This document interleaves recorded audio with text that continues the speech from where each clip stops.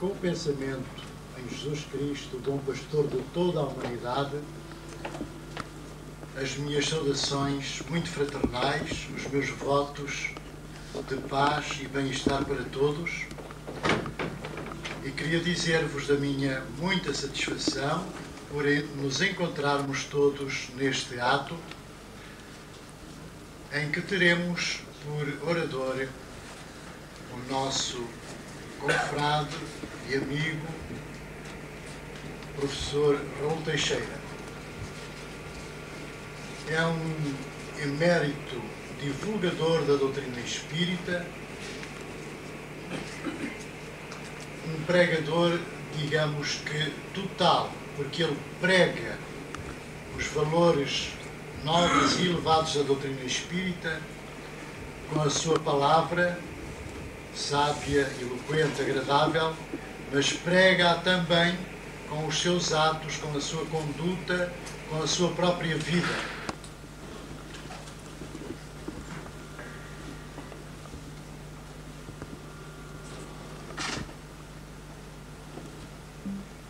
Senhoras, senhores, meus caros amigos espíritas, nossos votos de muita paz, um forte abraço.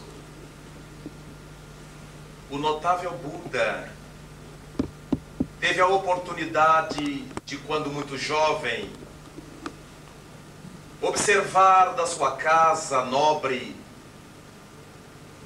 um movimento que se passava na rua. Casou-se muito moço, aos 19 anos, e da sua janela percebia todas as manhãs que lá fora, pelas estradas de pó, passava uma multidão de gente atormentada. Homens e mulheres, crianças e jovens. Alguns coleavam pelo chão como se fossem serpentes, marcados por paralisias cruéis, por deformações tremendas. Outros eram mulheres desgrenhadas, enlouquecidas pela perturbação, pela loucura, pela obsessão. Homens amputados, deformados, atarantados, que todas as manhãs faziam o mesmo percurso na direção da Vila Ampla, do centro da cidade, e aquilo confrangia cada dia com maior intensidade.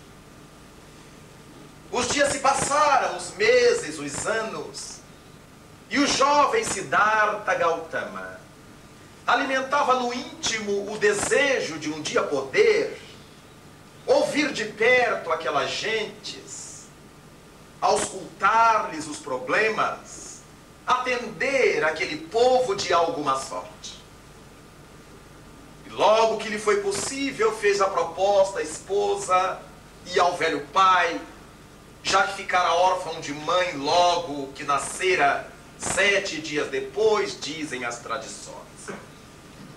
A esposa, apesar de não particularmente concordar, mas entendia os anseios, os anelos do esposo jovem, e Siddhartha deixou o palácio e desceu as ruas.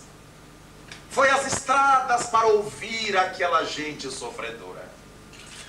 Dia após dia, reunia-se no meio daquele poviléu. Sensibilizava-se com suas narrativas aqueles que podiam narrar alguma coisa, e outros que apenas necessitavam de socorro. Mas durante as horas em que passava longe do povo, Siddhartha dedicou-se a uma tarefa especial. Penetrava na floresta e, na postura de lótus, assentava-se debaixo de uma árvore tradicional na Índia.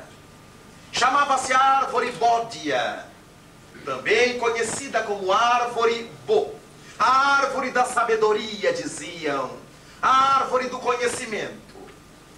Todos os dias, então, Buda atendia o povo, Buda meditava sob a árvore. Até que, com o passar do tempo e as preocupações quanto à forma de melhor atender, ajudar aquelas criaturas, foi-se lhe desenvolvendo a capacidade parapsíquica.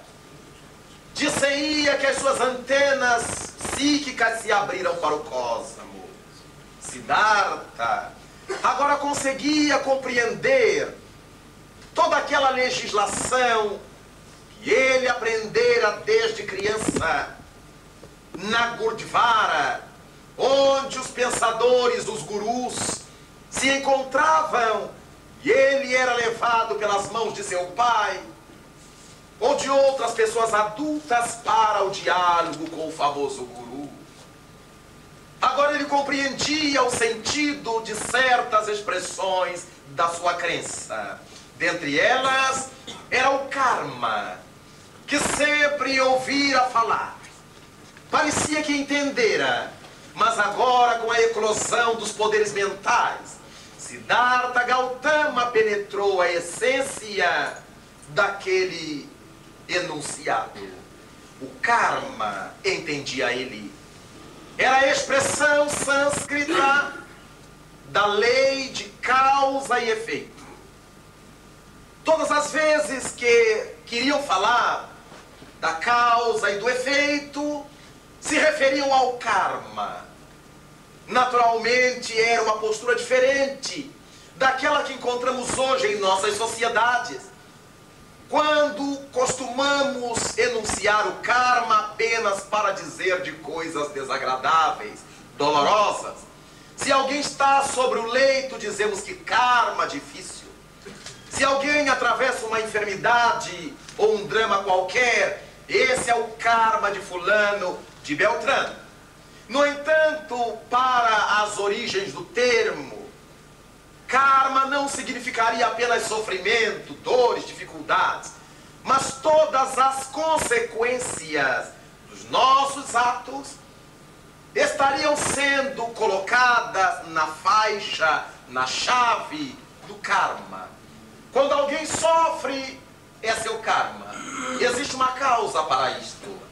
Quando alguém é feliz, também é o seu karma, porque existe uma causa que gerou a felicidade. E com o tempo, Siddhartha saiu a pregar aquelas suas elucubrações. Viajou por diversos departamentos da Índia. Falava daquilo que agora entendia, mas houve uma oportunidade em que ele decidiu-se por pregar numa das cidades mais sagradas da Índia, Benares. Benares ficava às margens do rio Ganges, também considerado o rio mais sagrado da Índia. E em Benares levantava-se o templo dourado do deus Shiva. Shiva, uma das 3 personalidades da trindade indiana, formada por Brahma, por Krishna e Vishnu. O deus Shiva, nessa representação, o criador do universo, é tido como grande criador da vida cósmica e ajustado com Krishna, como se fossem a mesma individualidade. Certamente traria para o povo as excelências que o povo esperava. Aglomeravam-se à porta do templo dourado pessoas que estavam em alto grau de enfermidades, gente que só esperava a morte, e se aglomeravam ali esperançosos de que, se porventura morressem à porta do templo, o futuro lhes reservaria um avatar de maior felicidade. Avatar é um termo do sânscrito que significa, ora, as encarnações dos deuses indianos. Cada encarnação é um avatar. Ora, significa o próprio deus indiano. Então o povo esperava novos avatares de menores sofrimentos ou de felicidade plena. Novas existências, novos renascimentos. E aqueles que se achavam nas vascas da agonia da morte, Alguns se arrastavam, ou pediam que fossem arrastados para que morressem na caudal do rio Ganges, onde já se encontravam restos cadavéricos.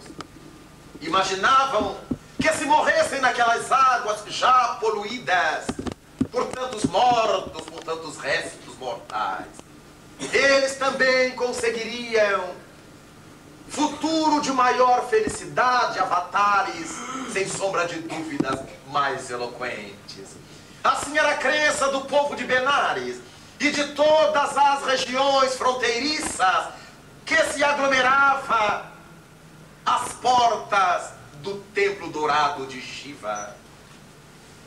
No entanto, ao chegar ali, Siddhartha proclamou seu mais notável discurso, o discurso mais famoso de toda a sua vida, que passou a receber o nome da cidade e ficou conhecido como Discurso de Benares.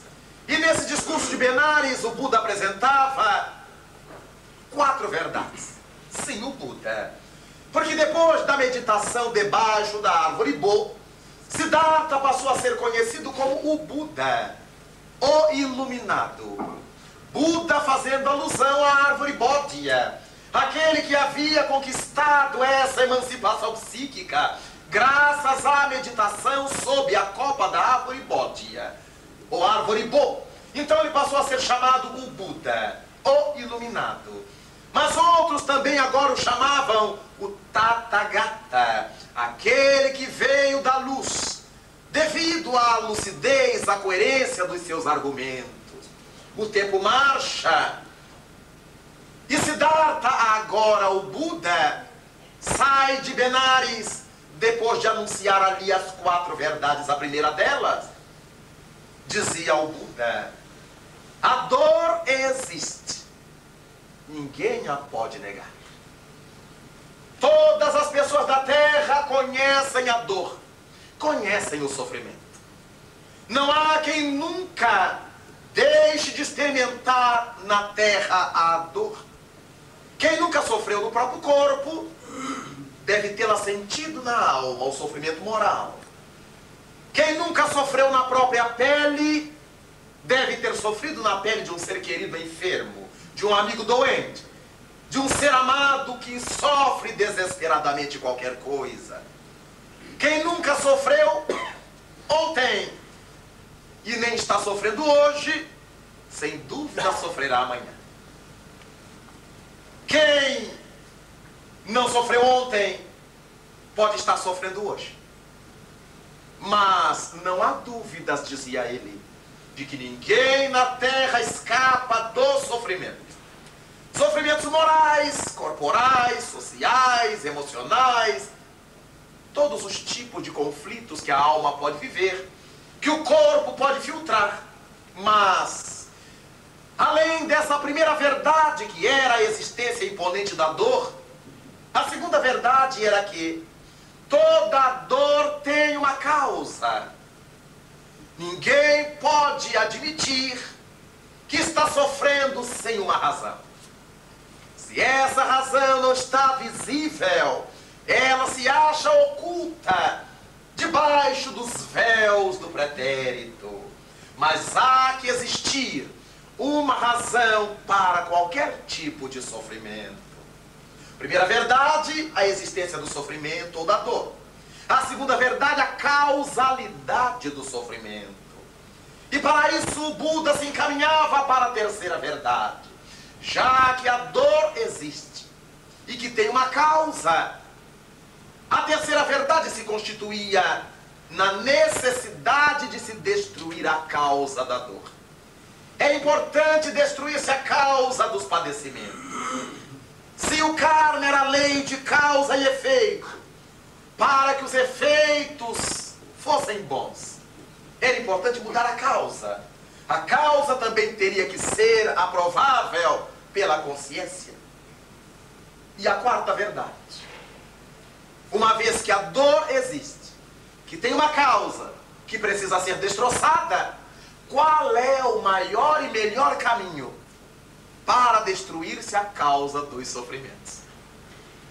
Com esses enunciados, o Buda expressa lança no seu discurso aquelas 4 verdades que futuramente iriam compor a doutrina budista em suas bases.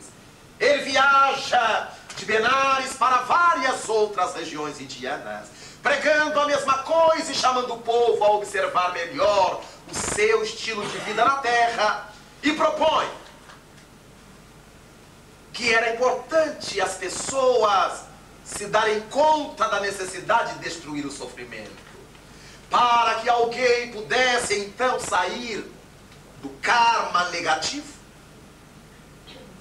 o karma de dor, o karma de sofrimento. O Buda apresentava 3 caminhos indispensáveis. O primeiro caminho, uma consciência reta. Se a criatura carrega remorsos, tem que sofrer. O próprio remorso é um tipo de sofrimento moral.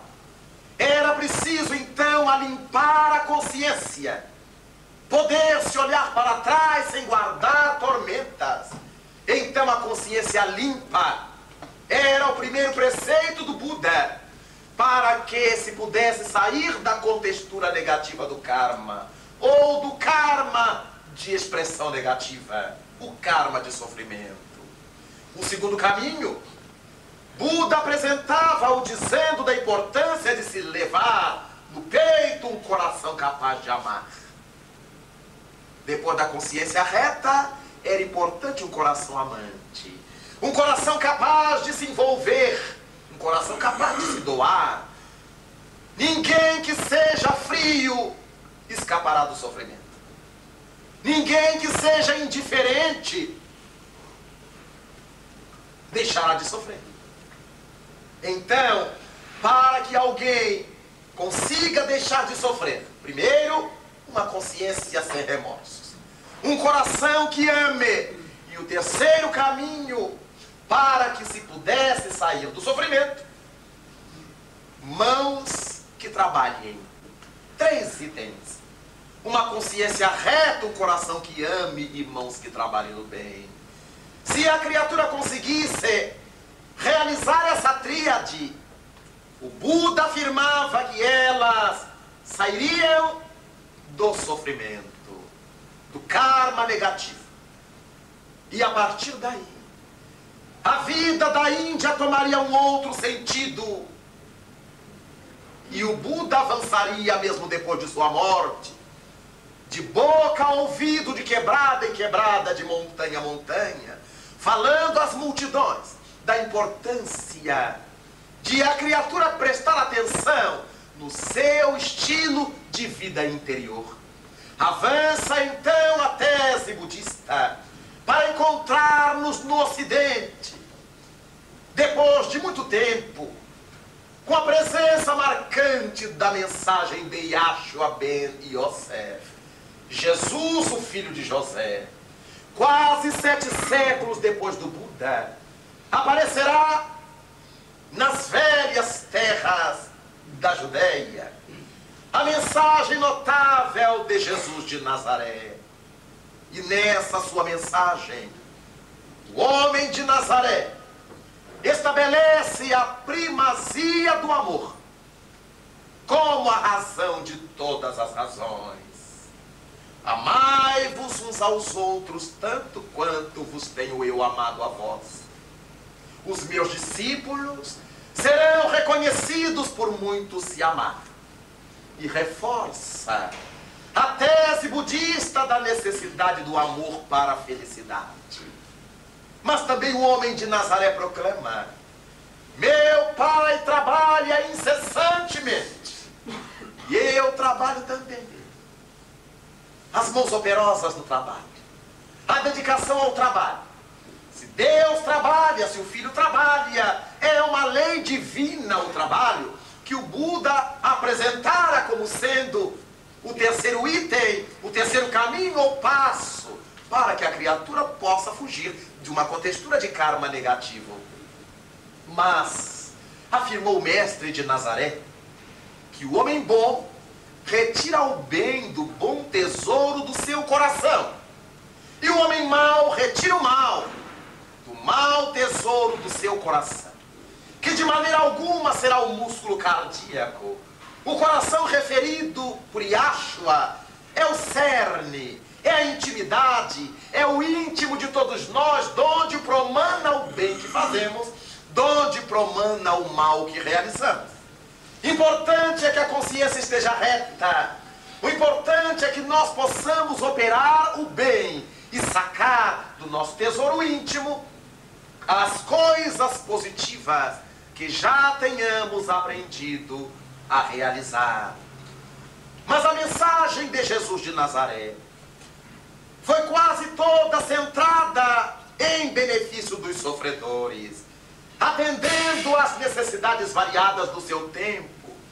E para aqueles aos quais acabava de curar, afirmava Yahshua: vai, não tornes a pecar, para que não te aconteça algo pior. Ora, aí estava a estrutura do karma, causa e efeito. Não tornes a pecar. Nesta expressão já estava implícita a afirmativa de que aqueles problemas que as pessoas estavam apresentando haviam sido originados do erro ou pecado, como quisermos, anterior. Anterior a quê? Anterior àquela existência, porque naquela todos conheciam os indivíduos que haviam nascido paralíticos, cegos, mudos, atormentados. Então, se o mestre lhe dizia: não tornes a pecar, não tornes a errar, para que não te aconteça algo pior, é porque depois do conhecimento adquirido, a nossa responsabilidade se amplia, a nossa responsabilidade aumenta. Então, tornar a pecar depois que se sabe, torna-se um fator de karma negativo. E que Jesus Cristo havia dito um dia: todos os pecados vos serão perdoados, menos os cometidos contra o Espírito. Que nas traduções de São Jerônimo, do grego para a Vulgata Latina, foi acrescentado por ordem do Papa Damaso I o adjetivo santo. Todos os pecados vos serão perdoados, menos aqueles cometidos contra o Espírito Santo, que não existia nas palavras de Jesus. Porque ninguém comete pecado contra o Espírito Santo. Comete contra o Espírito. Quando alguém sabe que o tabaco é veneno e continua fumando, é um crime que comete contra si, porque adoece. E vai resgatar o malefício que causou ao corpo sadio. Se alguém sabe os malefícios do alcoólico e conscientemente prossegue se alcoolizando, obviamente esse é um pecado, é um crime, é um erro contra o Espírito, contra si mesmo. Então esses ninguém nos pode perdoar, só nós mesmos. E nos perdoamos a nós próprios através de um resgate que se chama expiação. Temos que expiar. Se erramos contra a sociedade, não adianta chegar e a sociedade nos perdoar de boca. Se torna imprescindível que nós prestemos algum serviço a essa sociedade que tenhamos defraudado. Logo, quando cometemos erros contra nós próprios, ninguém nos pode perdoar. Ainda que os amigos, as pessoas que nos cerquem, nos bajulem ou digam que nós fizemos o que todo mundo faz e que não há problemas, dentro de nós, a nossa consciência nos diz que há problemas sim, porque nós já sabíamos. O grande tormento do remorso é quando a gente sabe que está errando e continua a errar. Por isso é que não há perdão. Não significa que o Criador não considere e nos dê oportunidade. Significa que só nós é que podemos nos alimpar desse tipo de tormenta que causamos a nós próprios. E graças a isso, o tempo vai passando e nós vamos aprendendo nos ensinos do Buda e nos ensinos do Cristo que somos responsáveis pelo que nos acontece. O Buda afirmava que a dor tem uma causa. Jesus Cristo dizia: não tornes a pecar. Logo, a causa da dor havia sido o pecado. A causa do problema havia sido o erro, cometido por nós sem dúvida, porque ele se referia ao indivíduo. Não tornes tu a pecar. Não era o erro do pai, não era o erro da mãe, não era o erro da avó. Era o próprio indivíduo numa outra indumentária biológica, numa outra experiência socio-moral, que certamente se comprometeu com as leis divinas. E Jesus Cristo, o grande mestre de todos nós, nos afirma: a cada um será dado conforme suas obras. Não há por onde fugirmos à lei de justiça, já que não podemos ser eximidos da lei do amor. Se estamos acobertados pelo amor de Deus, estamos sendo monitorados pela justiça de Deus, que são perfeitos os dois pratos da balança divina: o amor que modula a justiça que modula o amor. Então, nós somos os responsáveis pelo que fazemos de nós próprios. Ninguém pode reclamar da vida quando não tem aprendido a respeitar a vida. E é graças a isso que um dia, na velha Grécia, o pai da medicina helênica, o notável Hipócrates, teve ensejo de enunciar: não existem doenças. O que há são doentes. O que se tornou bandeira atual da medicina psicossomática que se levantou na Terra. Não existem doenças em si mesmas. Se existissem doenças em si mesmas, todos nós teríamos as mesmas doenças de todo mundo. Quando na nossa comunidade aparecesse um leproso, todos nós ficaríamos, porque a doença estaria no ar e nós todos seríamos leprosos. Quando alguém estivesse com câncer, todos nós estaríamos cancerosos. Quando alguém com uma epidemia, todos nós teríamos o mesmo problema. Mas notemos que numa comunidade onde todos vivemos, comunidade que pode ser a nossa família, que pode ser o nosso bairro, a nossa província, o nosso país ou o nosso planeta. Um tem câncer, outro tem hanseníase, outro é cego, aquele é surdo, aquele outro é paralítico. Cada um carrega um tormento. Aquele não é cego, não é paralítico, não é surdo, não é mudo, mas carrega debilidade mental. Aquele não carrega debilidade mental, não é surdo, não é mudo, não é paralítico, mas carrega um tormento na alma que se chama depressão. Então cada um carrega um tipo de problema, já que ninguém escapa, como disse o Buda, do sofrimento. O mestre de Nazaré confirma o Buda ao dizer 700 anos depois: no mundo só tereis aflições, mas as aflições decorrentes da própria condição do mundo de provas e expiações. Se formos para um lugar de geleira, não há como fugir do frio. Se formos para o deserto, não há como fugir da canícula. Então nós, ao sermos ajustados num contexto planetário, estamos sujeitos às condições desse planeta, mas impomos ao planeta aquele produto do nosso psiquismo. Nós somos os geradores da nossa própria enfermidade. Nosso ser espiritual é um feixe de energias pensante, é um feixe de energia vibrante, inteligente, racional. E certamente todas as envolturas que estão presas a este fulcro pulsante, pensante, energético, recebem o impacto da sua frequência vibratória e do corpo perispiritual, os corpos exteriores dos indianos, ou como quisermos, os corpos intermediários entre a alma absoluta e o corpo absoluto, recebe essa energização, essa frequência, essa impulsão do que está no nosso íntimo. É a alma que adoece o corpo de dentro para fora. O corpo é a estação terminal de todas as mazelas que carregamos no âmago, no íntimo, no coração, como dizia Jesus. É o homem mau, de maus hábitos, que derrama no corpo todas as energias desajustadas que carrega por dentro.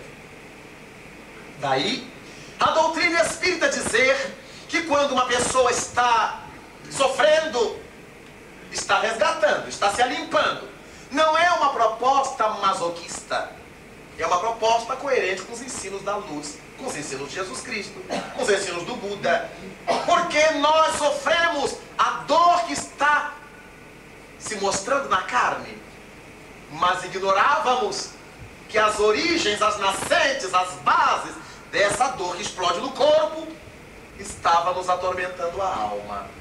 Por isso é que a pessoa sofre, ninguém gosta de sofrer, mas à medida em que sofre, vai sentindo uma anestesia interior, como alguém que se liberta de um fardo, como alguém que quita uma situação difícil, alguém que paga uma dívida, fica sem dinheiro nos bolsos, mas a consciência de paz por ter se quitado com os credores.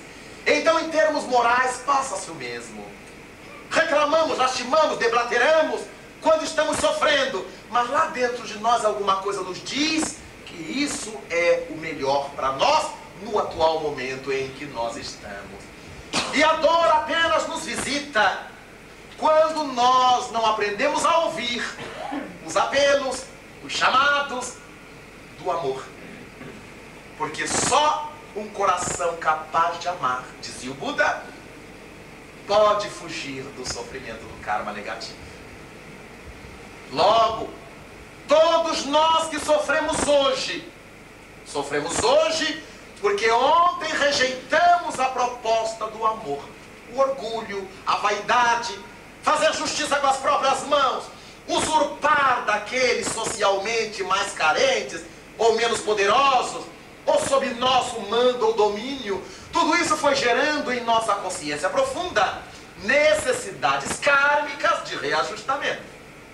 Mas, à medida que vamos aprendendo tudo isto e passamos a substituir vingança pelo perdão, preguiça pelo trabalho, má disposição moral por simpatia, claro é que nossa frequência de vibração começa a mudar. Passamos a vibrar mais alto, passamos a nos sintonizar com ondas de frequências mais altas.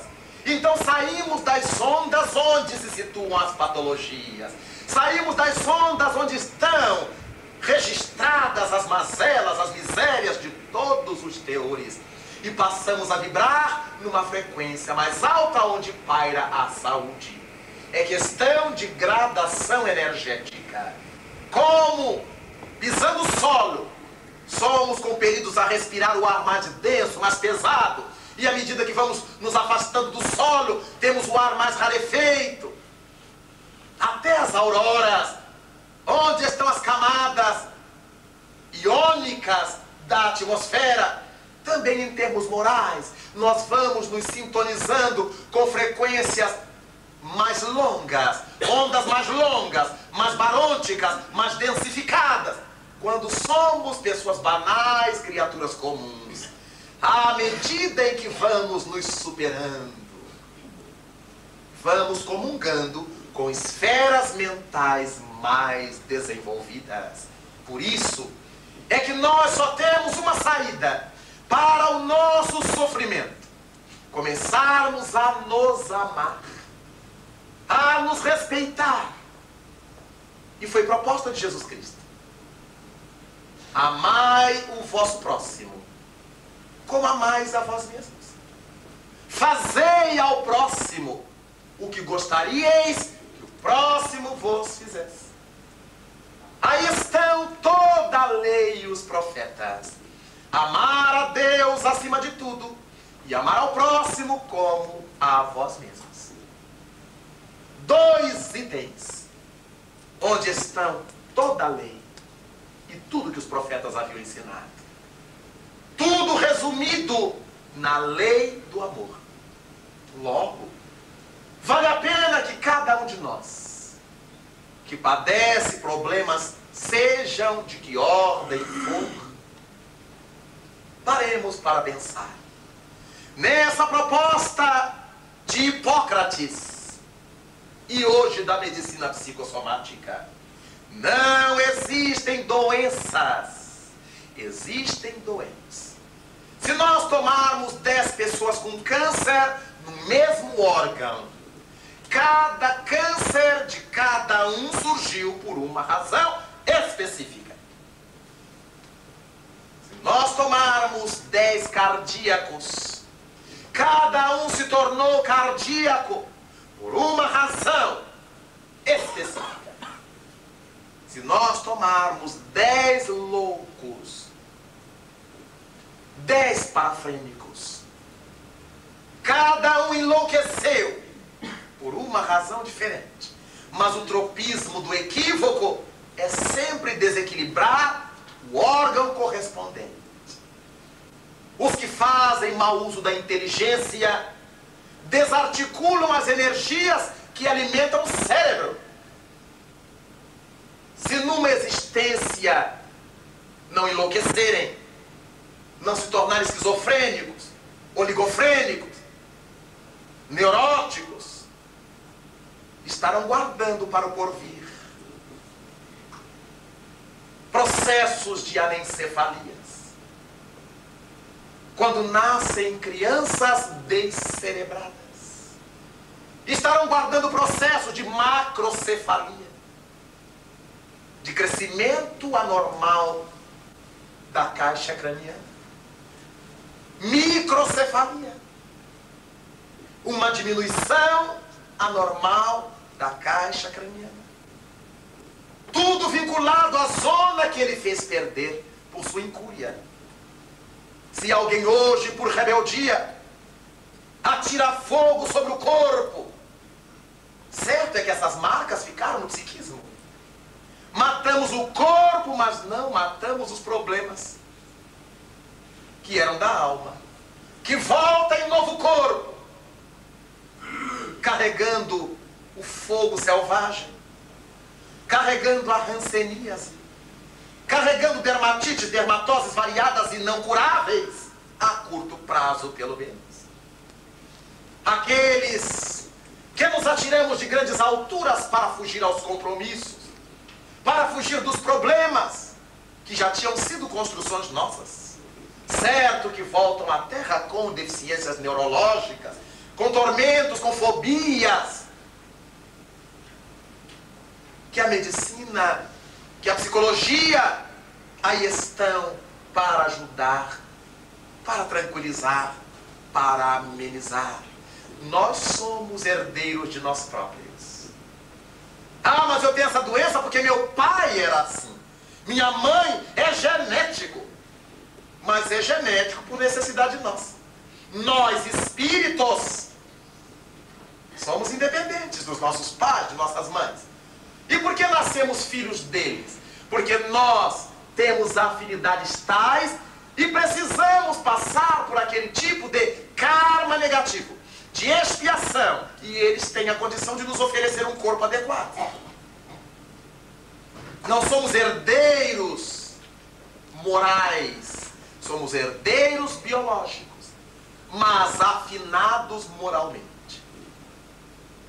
Por isso, às vezes, nascemos numa família em que todo mundo desencarna de câncer, em outra família onde todos desencarnam com problemas cardíacos, na outra em que todos desencarnam com isso, com aquilo, e outra família em que todos morrem com 150 anos. É nosso ajustamento àquela capacidade biológica, genética daquele grupo familiar. Sendo amigo do nosso pai, ou sendo inimigo do nosso pai, mas se eu nasci seu filho, eu vou ter as características genéticas biológicas que o caracterizam. Então, é importante que a gente vá acordando. Já é tempo, o segundo milênio está no final, e nós ainda estamos culpando os outros pelos problemas que ocorrem conosco. Como se o Criador da vida fosse injusto, que nos permitisse sofrer por causa dos outros.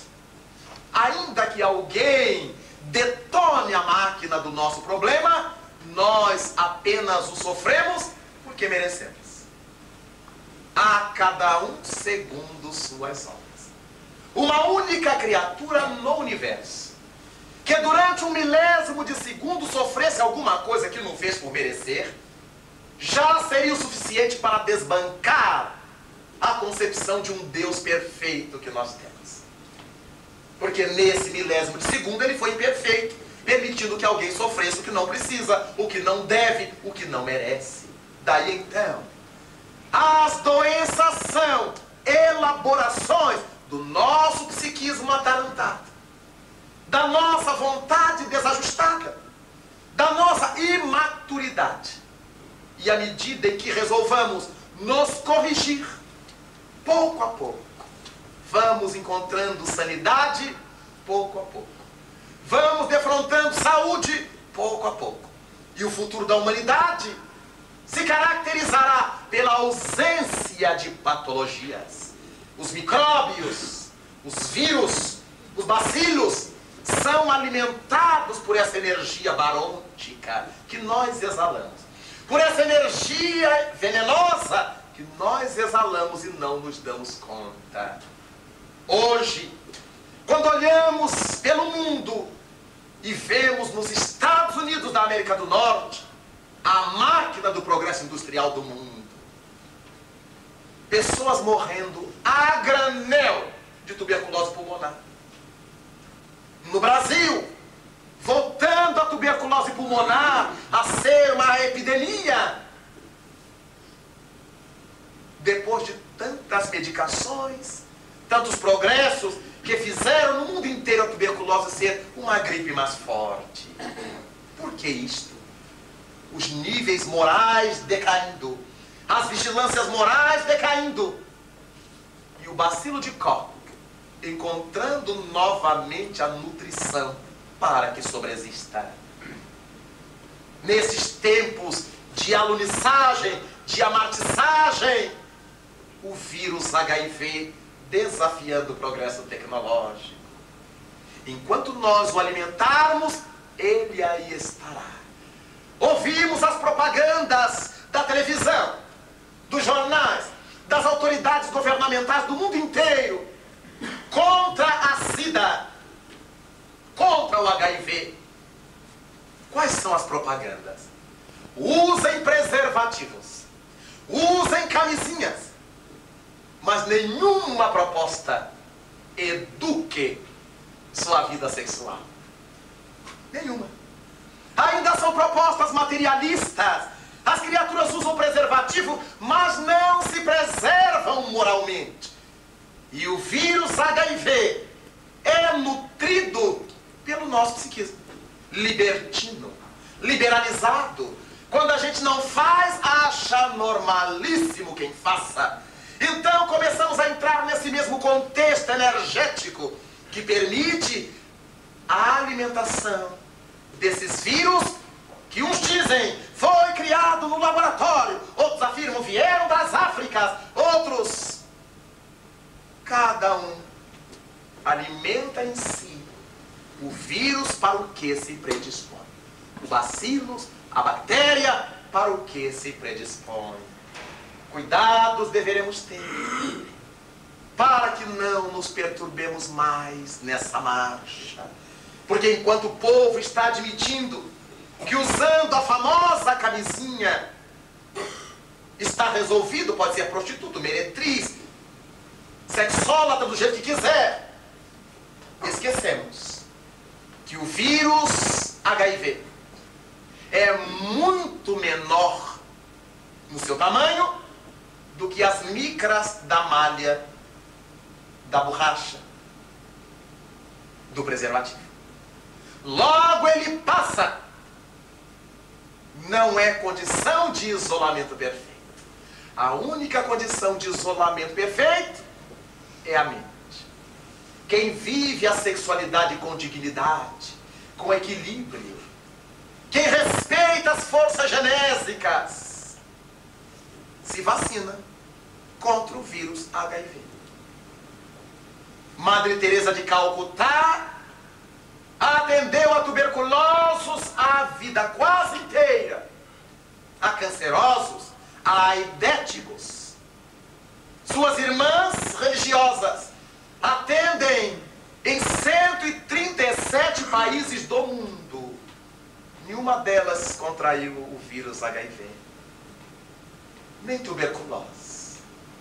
O amor cobre a multidão dos pecados, diz Pedro na sua primeira carta. Só o amor.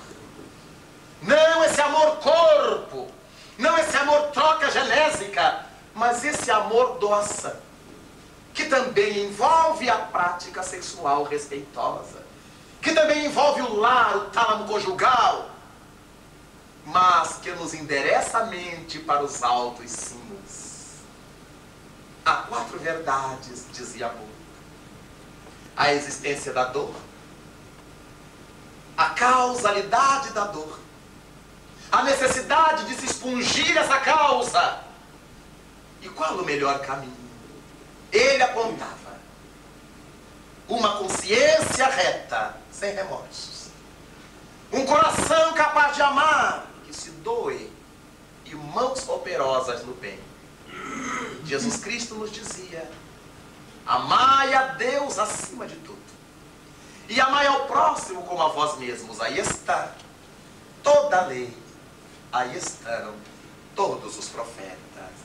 E a doutrina dos Espíritos, apresentada ao mundo pela codificação de Allan Kardec há 140 anos, retoma as propostas do Buda, retoma as propostas do Cristo, para nos falar na terceira parte do Livro dos Espíritos, das leis morais: lei de amor, de justiça, de caridade, lei de liberdade, mas lei de responsabilidade. Todas as verdades estão contidas no cristianismo, afirma a codificação espírita. São de origem humana os erros que nele se enraizaram. Jesus Cristo foi o vencedor do mal. Sede vós os vencedores da impiedade. Trabalhar no bem, com uma consciência reta, com um coração que ame, com mãos que trabalhem, amando a Deus acima de tudo, amando ao próximo como a nós mesmos. Muito obrigado. Muita paz.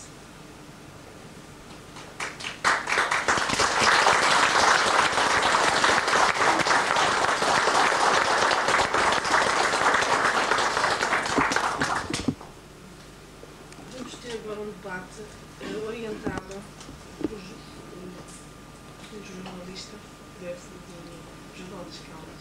Portanto, um debate em que as pessoas podem fazer as suas perguntas, orientadas por João Costa e depois respondidas pelo Bruno.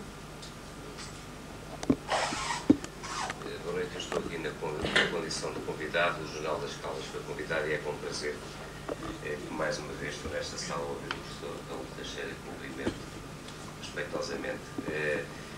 Antes de passar à assistência, visto que o papel aqui é o mero moderador, eu gostava só de colocar uma ou duas questões, e eu acho que isto serve como pontapé de saída para as pessoas depois, naturalmente, se desinibirem e colocarem eventualmente as questões. O professor Raul Teixeira falou de sofrimento ser um fatalismo. Enfim, eu perguntava-lhe se duas questões ou três apenas, e depois passaria às pessoas. Significa que o ser humano não pode ser feliz? Essa é uma questão.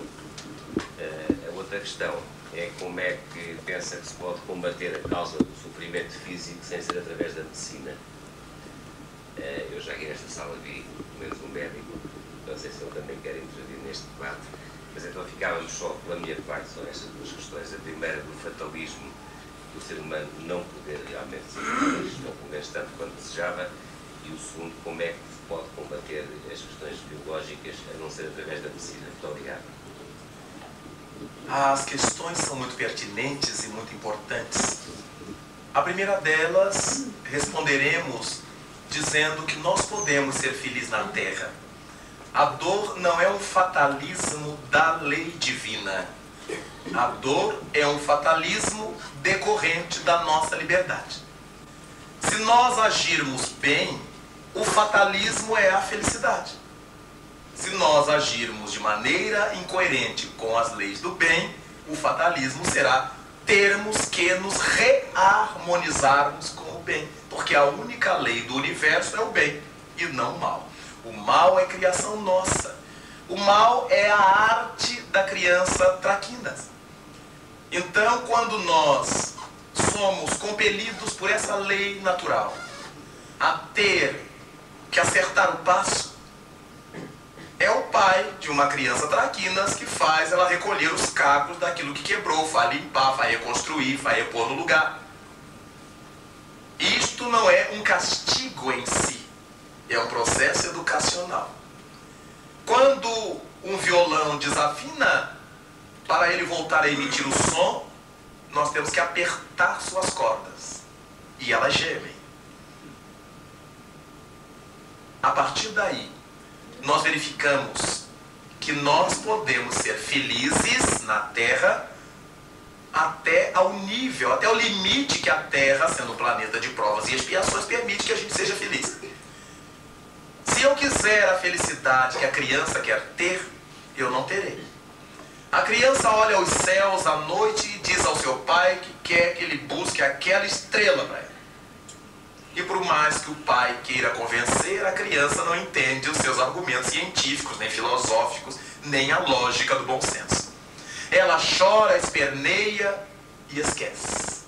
Até o dia em que ela crescer e compreender que estrela não se apanha para dar-se a ninguém. Muitas vezes na Terra nosso posicionamento é infantil. Nós queremos uma felicidade que não se adequa às condições do planeta Terra. Na Terra não se pode viver daquela forma que muitas vezes a gente gostaria de viver.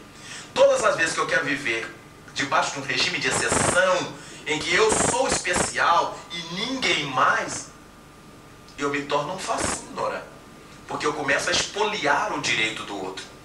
Se eu quiser andar pelas ruas de Caldas da Rainha sem respeitar os sinais de trânsito, eu vou arrebentar as pessoas, vou matar outras pessoas, vou acidentar outras pessoas e certamente me perderei também. Então, se nós vivemos numa comunidade, eu não posso ter direitos absolutos. Eu só tenho direitos relativos. E Allan Kardec perguntou aos espíritos se nós podemos viver na Terra a liberdade plena. E as entidades superiores disseram que não. Desde o momento que a gente esteja junto com uma segunda pessoa, já não temos plenitude de liberdade. Qual a condição em que na Terra alguém teria absoluta liberdade? Na condição do eremita no deserto. Se eu estiver sozinho num deserto, eu grito, eu rolo, eu faço, eu aconteço. Eremita já é um solitário. No deserto que não tem ninguém, ele está com total liberdade. Se aparecer um beduíno ao lado dele, ele já não tem a mesma liberdade. Porque agora já tem um segundo elemento. E ele tem que conter seus gritos, ele tem que conter sua nudez, ele tem que conter um monte de coisa em nome da liberdade do outro. Então, na Terra, dizem os bons espíritos para nós, e nós convimos com as palavras de Jesus Cristo. Nós podemos ser felizes, tanto quanto a Terra o permita, desde que nós não afrontemos as leis de normalidade. Se eu quiser sair de Lisboa e jantar em Paris toda noite de Boeing, eu posso fazer. Mas se eu sair de Lisboa para jantar em Paris toda noite e esquecer que na minha vizinhança tem alguém que não tem o que comer, não tem o Joaquinzinho frito para comer no almoço, certamente que eu estou cometendo um crime de lesa fraternidade. Então, eu deixo de uma noite jantar em Paris para poder dar comida o mês inteiro àquele indivíduo. Vejamos que nós temos que nos ajustar à lei do amor. Se eu quiser viajar a vida inteira, fazer cruzeiros pelo mundo, conhecer o mundo inteiro, eu tenho direito, eu ganho, eu trabalho. Mas se eu, que faço todos esses cruzeiros, viagens, ignorar que tem um vizinho que anda a pé todo dia para ir trabalhar e ganhar suadamente o seu pão, é um crime de lesa fraternidade. Eu poderia diminuir uma mala de minha viagem e dar-lhe condução um ano inteiro. Então veja que a lei do amor tem que estar sempre balizando nossa felicidade. Se eu quiser ser absolutamente feliz, só eu e os meus, certo que vou esbarrar com sofrimentos.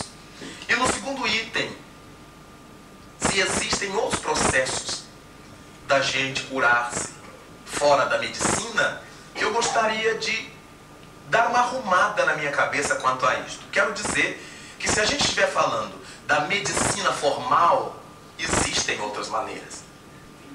Se a gente estiver falando de medicina como as técnicas usadas para que a gente se liberte de processos de enfermidade, aí existem várias. E a gente só pode se curar com processos de medicina. O que Jesus Cristo propunha às pessoas, através da prática do amor, era a sua medicina transcendente. O que Hipócrates propunha ao seu povo na Grécia era a medicina, de onde se originou a medicina formal. O que o notável Mesmer propunha aos seus pacientes em Viena, depois em Paris, era a sua medicina, que ele fazia a base de magnetismo. O que hoje nós encontramos na homeopatia, nos florais de Bach, nas chamadas medicinas paralelas, são medicinas. As técnicas orientais dos chineses, dos japoneses, dos indianos para curar enfermidades, são medicinas. Então, se a gente estiver falando da medicina oficial da academia nossa, ocidental, aí nós diremos que nós podemos obter, chegar à cura fora dela. Se estivermos nos referindo à medicina no sentido lato, no sentido mais amplo, a todos nós só nos curamos quando adotamos um processo médico para o nosso tratamento. Processo médico, quero repetir, que engloba uma vastidão de providências, costumeiramente providências que nascem ou que têm começo na nossa intimidade. Mesmo na medicina formal, na medicina chamada oficial, se o médico receitar por receitar, sem conhecer a nossa personalidade, ele vai dar um tiro no escuro, para o norte, quando o problema está indo para o sul. Se o médico for a melhor autoridade na área de saúde, nos recomendar a melhor medicação, e nós a tomarmos sem confiarmos, também ela não fará efeito. O remédio não fará efeito. Porque é a mente que nos condiciona a crer no médico e a admitir que aquele remédio vai nos fazer bem. Daí existirem os efeitos placebo. A pessoa está cheia de tiques e alguém pega um copo de água com açúcar e resolve. E água com açúcar não é remédio para nada, é um placebo. E se a gente chegar, toma esse remédio aqui, é água tirada da torneira. A pessoa toma e fica boa, porque ela crê que aquilo é um remédio. Então vemos a imponência da mente nos processos de cura e nos processos de enfermidade. Daí é muito importante nós entendermos como é que a doutrina espírita nos ensina a respeitar a medicina, a ciência formal, mas termos o bom senso de saber que o primeiro médico de nós mesmos temos que ser nós mesmos. Senão as coisas não funcionam. Eu agora ia passar a palavra à assistência. Quem quiser colocar alguma questão ao professor Raul Teixeira, faz o favor. Com certeza. Os livros sagrados falam da ressurreição. Sabemos que cientificamente um corpo morto não pode voltar a viver. Como é que o Espiritismo nos explica o desaparecimento do corpo de Jesus Cristo do sepulcro? O Espiritismo não se envolve no desaparecimento do corpo de Jesus, porque são questões sociais que ninguém sabe. Seria uma tolice a gente ficar discutindo como o Santo Sudário de Turim. É verdadeiro, não é verdadeiro? E a vida está passando e a gente discutindo perfunctórias coisas. A doutrina não se envolve em corpo de Jesus. A doutrina espírita se ocupa com o corpo doutrinário do Cristo. É esse que nos faz bem a alma. Se o corpo dele sumiu, se alguém sequestrou, se sepultou em outro lugar, isso não é problema nosso. O problema nosso é o que é que ele disse para a gente ser feliz. O que é que ele trouxe para a gente viver na Terra. Toda a proposta espírita é para a gente fugir da banalidade de discutir palavras e ficarmos nas discussões da Idade Média, nas discussões escolásticas que não levam a nada a não ser a exibição de vaidades. Logo, para a doutrina espírita, não existe ressurreição da carne, o que seria anticientífico, antilógico.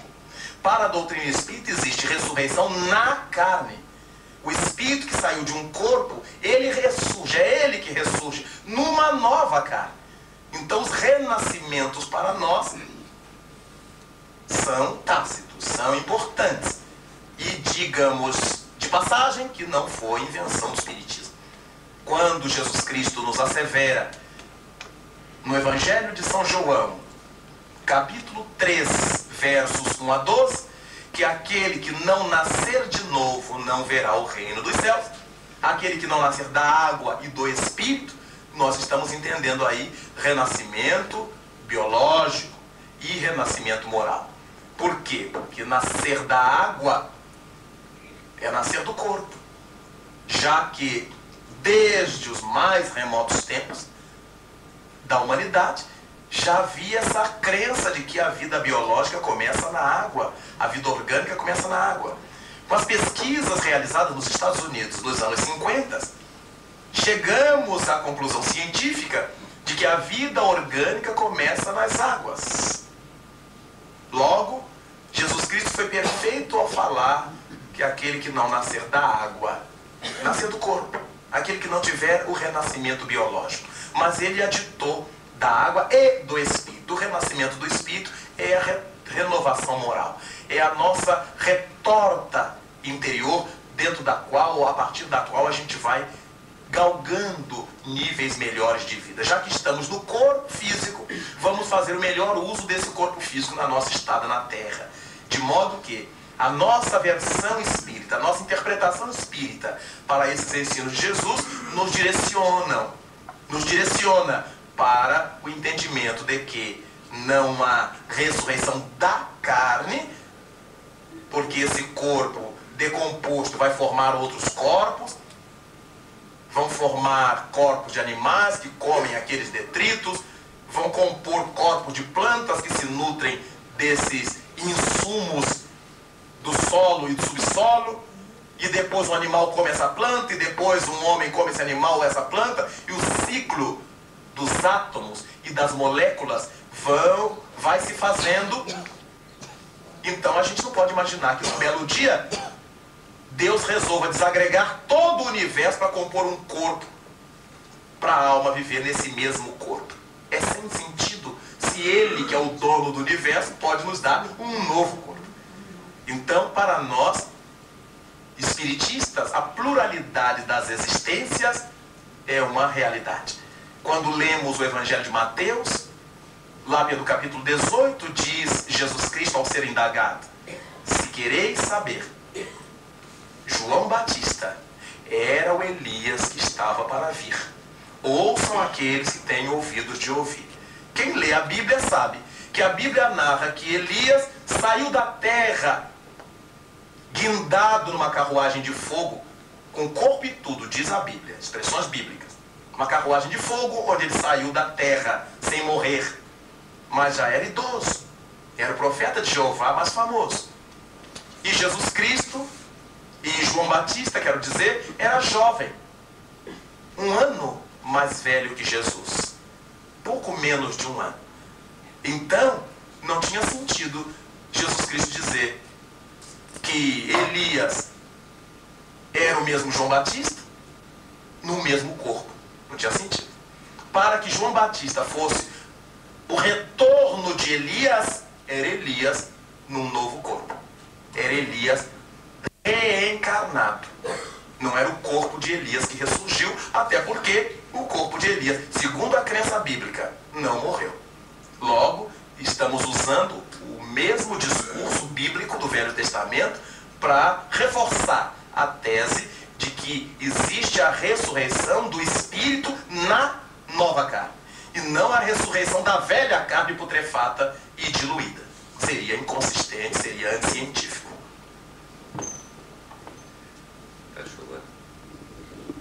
Ainda sobre nós podermos dar uma eternidade através do pensamento, eu ia perguntar, portanto, não é de forma nenhuma, isso não é de forma nenhuma dizer que nós não devemos procurar o remédio junto da medicina, daquilo que temos na Terra, mas sim completar com o pensamento. Exatamente. Porque nós na Terra não temos ainda o poder evolução de determinar ao corpo que ele fique saudável. Por quê? Porque se a gente tivesse o poder de determinar ao corpo que ele fique saudável, a gente não erraria.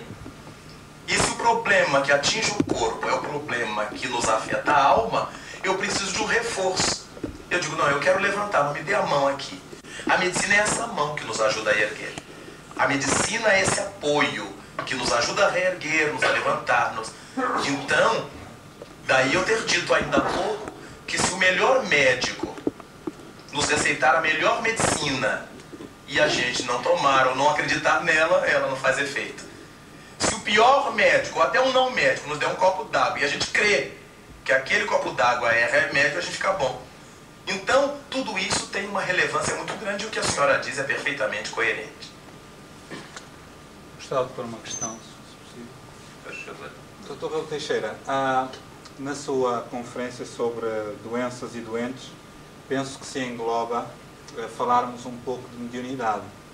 Há pessoas que dizem que a mediunidade é uma doença, já que às vezes pode manifestar por sintomas pré-patológicos, não é? Pessoas têm mediunidade descontrolada, etc. Então, existem várias propostas para resolver esse problema mediúnico. Há quem pense que a mediunidade que se cura fechando o cofre, num médium comerciante, ou fazendo várias reuniões de desobsessão, etc. Gostaríamos de perguntar se a mediunidade, quando está descontrolada, pode provocar-se determinados sintomas patológicos, o que é que a pessoa deve fazer para ultrapassar essa situação? Verifiquemos uma coisa muito interessante na sua pergunta. A mediunidade nunca é fator patogênico. A mediunidade é uma janela que se abre para novas percepções. É um sexto sentido. Ninguém jamais diria que sua audição é uma doença, que sua visão é uma doença, ou que sua fala é uma doença, ou que seu tato é uma doença. Logo, um apercebimento psíquico não é uma doença.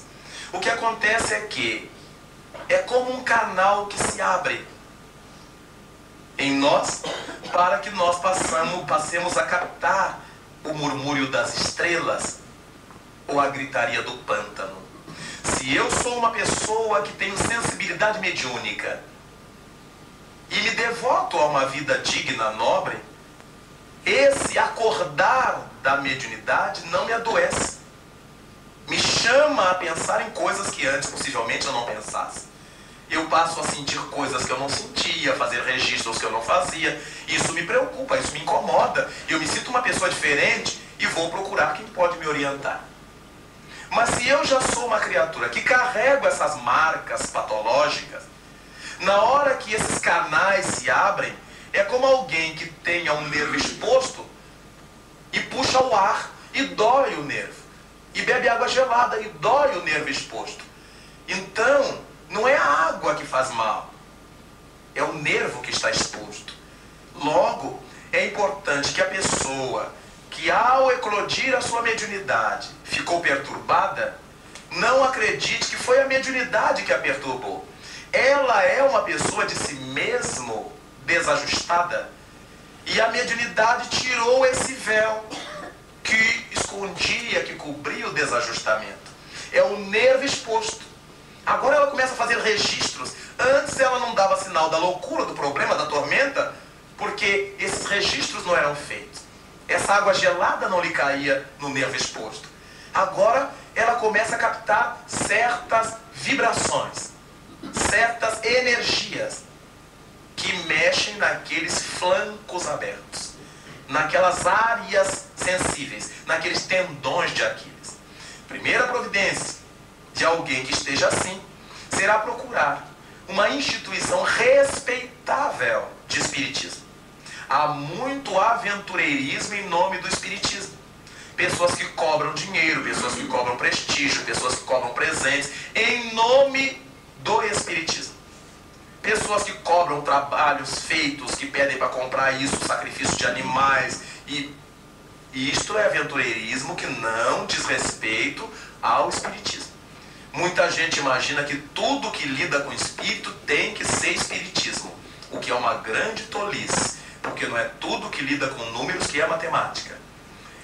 É importantíssimo que a gente saiba que quando alguém esteja precisando de ser atendido em sua mediunidade, se informe, demore mais um dia, 2, mas se informe aqui no seu país, junto à Federação Espírita, Onde é que existe um estabelecimento espírita respeitável, sério, onde as pessoas têm por interesse o bem-estar do outro e não o repletamento de sua carteira, de sua bolsa.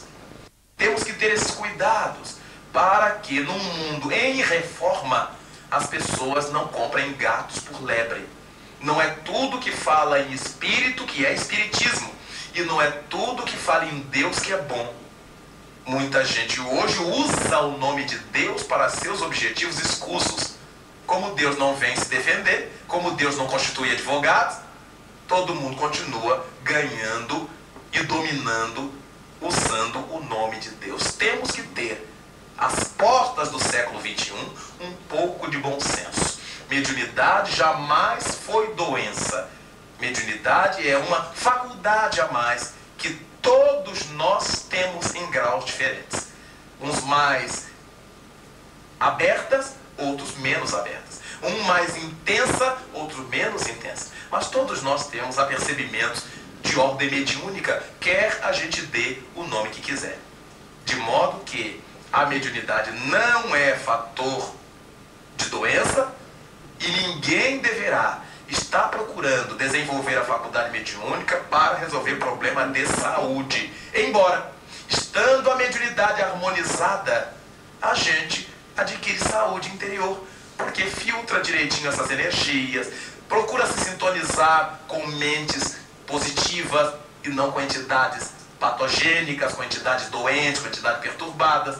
Então, claro que a gente adquire uma estabilidade de saúde, mas não significa que a mediunidade em si seja um fator patogênico. Por favor.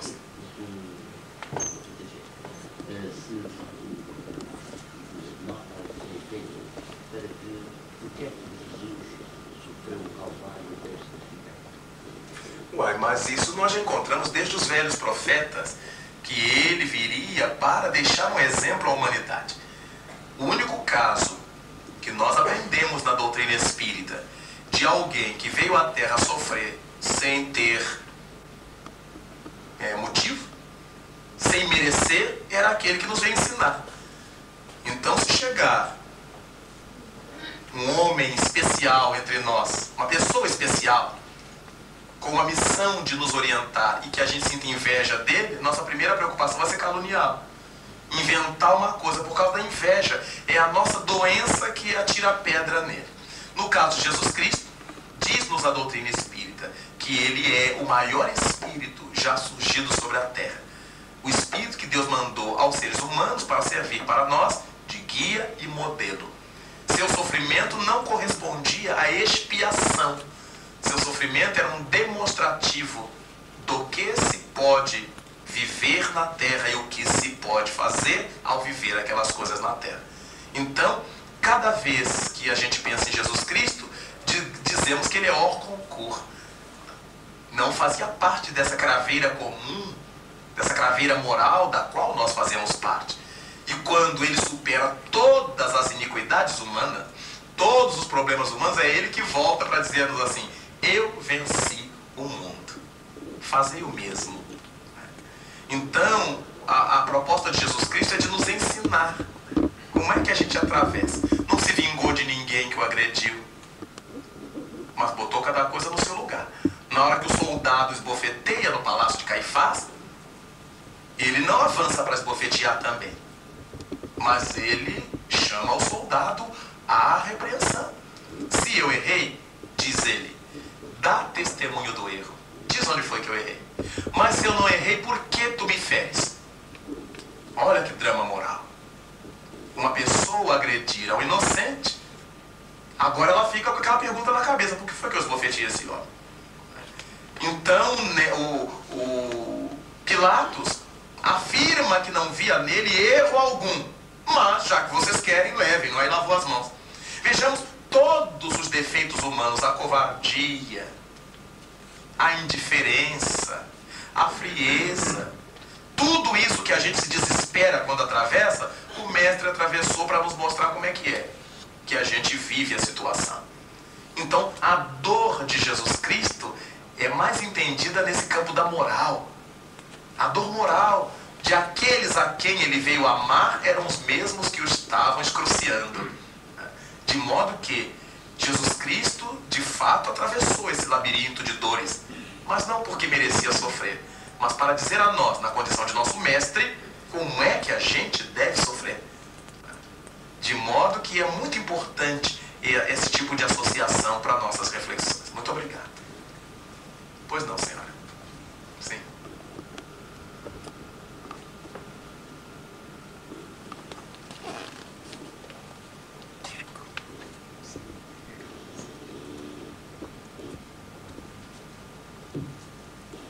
Irmão Michel, Pois não. desculpe-me aproximar, mas para isto tenho dois motivos. Um é que estou um bocado surda e tenho dificuldade em ouvir. A outra é que também tenho dificuldade em falar e a distância não me permite fazer. Esteja à E vontade. eu gostaria de dizer que a palestra toda em si é uma palestra de uma educação espiritual muito profunda, especialmente para as pessoas que não conhecem em profundidade o espiritismo, tal qual o explanou. E eu gostaria da opinião do irmão Teixeira de um caso que passou comigo, em que eu fiquei, depois debatendo na minha consciência, se eu tinha feito bem ou tinha feito mal.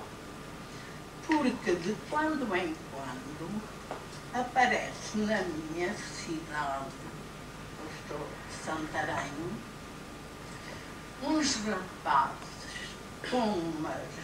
armam umas mesinhas, põem uns lacinhos vermelhos e estão ali a pedir para a Cida. Eu passei e um dos rapazes pediu-me. E eu disse, olha, eu não lhe dou um tostão, pela simples razão de que dentro da minha ótica, a SIDA não é uma doença física, mas sim moral. Da falta de um comportamento cristão. Porque se nós tivéssemos o cristianismo em toda a sua pureza, procurando extravasá-lo nos nossos atos, não contrairíamos determinadas doenças. O rapaz foi ouvindo, eu fui dizendo conforme fui inspirada no momento, e ele foi ouvindo sempre com um sorriso nos lábios. Depois agarrou no lacinho vermelho e quis colocá-lo. Eu disse, não gaste dinheiro, porque como eu lhe disse em princípio, eu não lhe dou dinheiro. Eu dou-lhe apenas aquilo que eu sinto, que não é conselho, que não tenho moral para lhe dar, mas estou-lhe a dar sugestões. Ele riu-se, abraçou-me, beijou-me, e eu vim, depois assim um bocado atordoada, pensando, fiz bem, fiz mal. Mas depois veio-me ao pensamento que realmente tanto a droga como a SIDA, o que necessitava era pessoas que se dispusessem a ir para a rua, já que não temos a televisão nem a rádio que nos abre as portas, ao encontro daqueles que se encontram na rua, para os esclarecer. E eu costumo fazer de quando em quando, por isso era perguntar se eu estou errada nesta minha diretriz. Por exemplo, um dia eu não tenho nada que fazer na rua, mas tomo banho, visto, vou para a rua e vou fazer aquilo que eu chamo o apostolado de rua. E então é falar com os drogados, ajudar os velhinhos a passarem nas passadeiras de aviões, ajudá-los a subir as escadas, a ligar-lhe os telefones nos correios, porque são analfabetos e trazem um papel. E sucessivamente tudo o que vai aparecendo no dia. Eu pergunto se isto está correto. Como é o nome da senhora? Era Maria Luísa. Dona Maria Luísa, o seu exemplo é formidável. O que a senhora deixou para o moço foi muito mais valioso do que se tivesse dado dinheiro. Foi uma palavra de uma pessoa experiente, ainda que ele precisasse do dinheiro para as obras que ele realizasse, porque precisava, mas a senhora deu o coração, tanto que ele a abraçou, a osculou, acarinhado. Eu com a mão na face, ele sempre muito sorridente e achei que ele ficou feliz. E a senhora, com essa ternura toda, ajudando a outras pessoas, está fazendo aquilo que a gente aprende que deve fazer. Eu tenho 80 anos. A minha capacidade para trabalhar dentro da doutrina já não tem como tinha há muito tempo. Mas como entendo, e é o que eu peço, trabalhar até ao último suspiro, faço aquilo que posso. E aquilo que posso é isto. Eu só tenho que lhe dar os parabéns e pedir a Deus que abençoe o seu esforço, o seu trabalho. Eu só queria saber se estou dentro. Está certo, está correto. Vai fazendo. E se encontro aí muitos romenos da Roménia, mas são muito humildes. Um sentado no chão, com um papelinho, pedindo. Eu disse o que é que ele queria, porque eu normalmente nunca dou dinheiro, dou alimento quando pedem. E ele dizia, não sei que capita. Eu não entendo bem, mas parece-me que é dinheiro em italiano, não é? É capita, eu não sei se alguém saiba responder. E eu disse, quer comida? E ele, sim, sim, sim. Eu entrei numa loja, porque moro em frente a um supermercado, comprei aquilo que eu pude comprar, porque eu sou pobre, não sou pobre. E então, deu-se o mesmo caso. Ele levantou-se, sentiu-se muito feliz, lá me abraçou, eu beijei, ele beijou-me e foi com um saquinho da comida, muito contente. Eu disse-lhe, é romeno? E ele, sim, Deus te pague. E eu lhe digo a mesma coisa, Deus lhe pague. Eu não posso trabalhar de outra maneira. Trabalhando muito. E isto é a maneira como trabalho.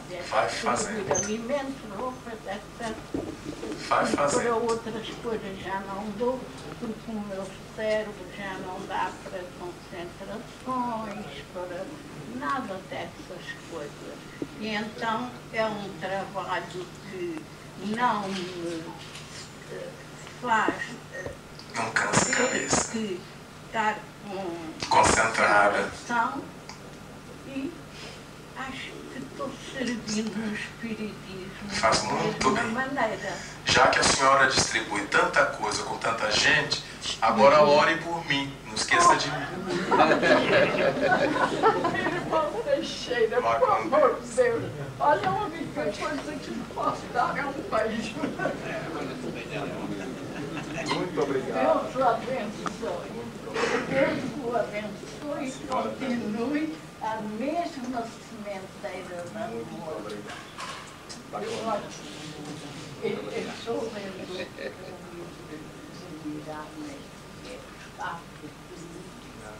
acho que É bom. Muito bom. maravilhoso. Vá com Deus. Que o senhor fique também com Deus. Muito obrigado. Desculpem, sim.